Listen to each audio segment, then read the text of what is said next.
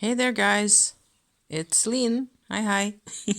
I thought I would show you my finished project. Well, nearly. Well, to the extent that anything is ever finished in my life. Well, welcome to my life. This is my new made tarot bag. So there's a lot of kit in here, which I will show you in a second. That's my lovely mother of pearl button that has been painted by somebody else. I just bought this in a shop like that, and then my lid of the bag opens up like so. So all this is either crochet or knit work, as you will be able to make out. This is the sort of a long strap that is actually it's quite sturdy, but the point like this one where it attaches to the side of the bag right here with these lovely pieces of wood that I put on, this is kind of a bit narrow and it stretches out a bit too much. So I will be working on that still, where I will just put in, with crochet you can do that. You can just tweak and edit as you as you go along, right? I will put some. I fill in these open triangles that you have here on the side there. So personally, I really like my combination of crochet and knitwear a lot. I just hope you can make out that this is actually knitting. All of this is hand spun. Most of it is spun on my fairly modern spinning wheel that sits right over here. And I also have shown already like a Saxony kind of spinning wheel that is much older. At least the design of that is older. And I have made some yarn on that machine as well, which looks then like this. So this is the type of yarn. Well, I am the only one who's going to be able to tell.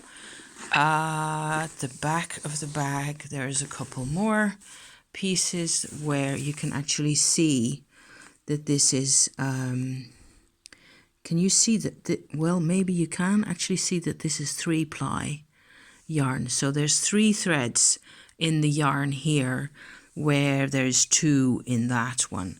And so all sorts of different types of wool, different types of fiber, 2 of these crazy big like ears made out of cypress wood on either side.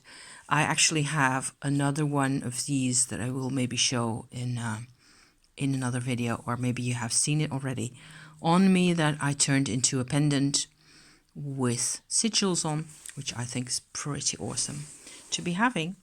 So on the inside of this bag, so the straps business isn't just completely finished yet. I still need to have a look at that, because by now the bag is quite large. So if I have all my gear in here, like so, it's going to be quite heavy, right? And I need the whole strap to be sturdy enough that I can actually use it. Otherwise, it's just for decoration, which is also fine, because this is going to be sitting in the car or in the tent, or in my over behind the dirty t-shirt right there, where my bags are that I tend to bring along whenever I'm out of the house for a longer time. So what I think is kind of the interesting part about this whole construction here is a little Rider-Waite tarot deck, Radiant Wise Spirit tarot deck in here. Let me see if I can open this with one hand. You can tell my style, right? It's all the same kind of a cozy, knitted or crocheted kind of stuff. And it has bits and pieces sticking out. So there's this one. Okay, this is actually the smallest deck that I own and also use very regularly. It sits very snugly in this pouch that I made, and I have taken it on trips and wherever quite a bit. So there's a spread cloth in here, not too big, two-sided, different colors, depending on what kind of vibe you want. There's a Mystic Masters tarot deck in here, so this is regular fabric, and I will pull the deck out because I pulled out the other one, so why not? Oops, there you go. I need both my hands. So that's this one. Love this deck. Worked with it today. Absolutely. I can't be without my Mystic Masters. It's fabulous. And there's one more, I think. Is there only one in here? Yes, that's in this bag. So this was designed originally for something else, for pencils. And so it's a bit large, and it has all this kind of joyful business going on here. There's a zipper at the top that isn't closed at the moment, and it holds my Klimt tarot, as well as a rose quartz egg. This is a lot of, the Klimt tarot is one deck that I use a lot for investigating more difficult kinds of emotions and, you know, self-care things and inner child things and things you maybe do not really want to hear, you know, at first glance or at first hearing, you know, things like that. So it's this, yeah, this is all just nice and fluffy and soft and cozy. And I had not really, since I'd made this and I had pencils in this, you know, I hardly ever took it out of my closet. And as people say, what brings you joy? This is a thing that brings me joy. So I should put it somewhere and use it somewhere where it's actually, where I actually handle it and look at it, you know. So that's what happens with that. 3 decks at this particular point. There's room enough for at least 1 or 2 more, you know, it goes quite a ways in. And there's a partition, which is one thing that I'm kind of excited about, because this is actually the best bit that I knitted out of my old style yarn, so the upstairs spinning machine, you know, because it has most of the wool in this piece is from the upstairs machine. It's got a lot of different works, bits and pieces, and it takes forever to make all this kind of, you know, all this kind of how shall I call this? It takes forever, but it's so much fun, and I just love it. So I have 2 journals at the back here. It turns out that I love to write out my spreads, especially if I have larger ones with multiple cards or like a dozen or so cards. I love those. Then what tends to happen for me is I write out the thing, you know, as it is given, or, you know, it looks a bit like that on the inside. And then I'm so busy writing out the elements and the associations and the links between the different things that I hardly get to the good part where it is about my life and what the cards mean for me today.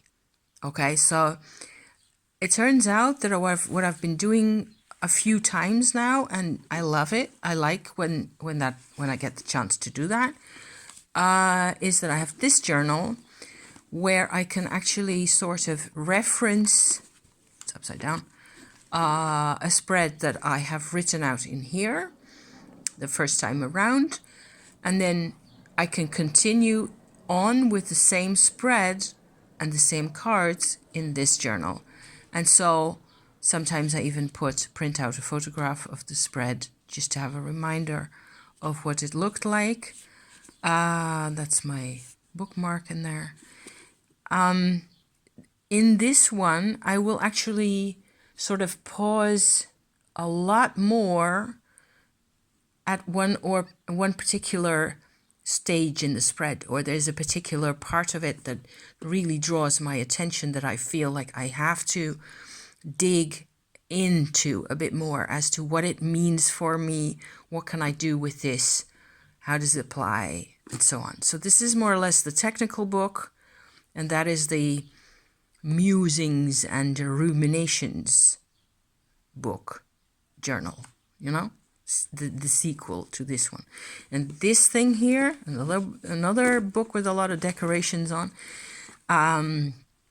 This is my sort of database, I suppose. So it has a printed version of the card and a couple of meanings. A lot of it is in Dutch, not all of it. So there's the pentacles, there's the swords, you know, all the cards are in here. I have also printed out these little buggers, like the, what's that, the Crystal Skull Tarot, that I think is still on Etsy. I can't afford it, and it's postage and customs and all that. But I have just done it like this. I don't really need to own this deck, even though it's quite attractive. So here it says Overwhelm. This is probably a Queen of something. Oh yeah, Queen of Cups. And it says Overwhelm. I have often written in this booklet, I've often written the darker meanings of cards. You know, things that are less completely obvious. And so how you can see cards as a warning, because I sometimes got really positive cards in positions that were less than positive. And so, you know, it's just a background book, and I use it mostly for my astrological references and associations for the cards. And I sewed on all these little bits and pieces.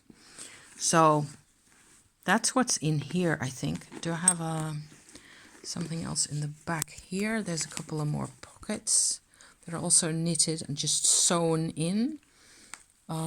Here's there's a little pocket, see? There's a little pocket to the side in there. I hope you can make any of this out. This envelope holds, spread cards. So they look something like this, for example. You know, main challenge, theme of past lives, things like that. I print those out and I sort of laminate them with plastic foil, actually. What's this? Full moon spread, you know, that's kind of vibe. So there's about a dozen or so in here. I don't use a lot of spreads. There's half of these I have not even tried out yet. So homework, you know, for the future. So that lives in there now, and that's more or less it. I have loved making this, and I've just basically made square pieces of everything, and then decided at one point that they weren't really wide enough for the bag I was wanting. So I added pieces, you know, and stuck them on with crochet or sewed them on or whatever, like that, with my own spun wool. I love it. And it just, this is the most creative consistently that I have been. You know, where, you know, I can be really creative in all sorts of directions, but not really stay the course that much. This is something I just keep coming back to, and I can spin and I can knit, you know, in under all kinds of weird circumstances. So, which I think that's what people have done. So that's my bag. Sorry for the ramble. I had trouble finding my words today. I'm also kind of tired because other things, and it is 10 to 5 in the afternoon, and it is Thursday, and I'm going to probably have my tea and make dinner after. So thank you for watching. I hope you can make this out. It's, yeah, a massive bag. I can bring enough tarot in this, so that's saying something, right? Thank you. See you soon. Bye bye.